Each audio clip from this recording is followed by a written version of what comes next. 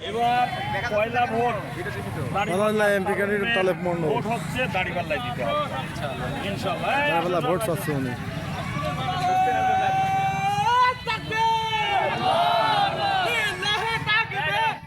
আমাদের তরুণ সমাজের সব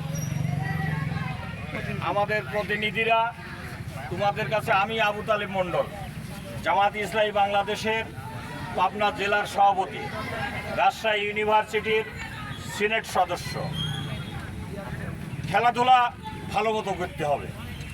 খেলাধুলা একটা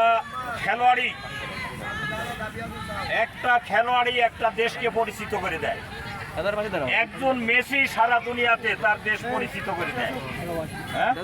একটা টেন্ডুলকারই সারা দুনিয়ায় উদ্ভাসিত হয়ে গেল। একটা ইমরান খান, কথা বুঝেছো?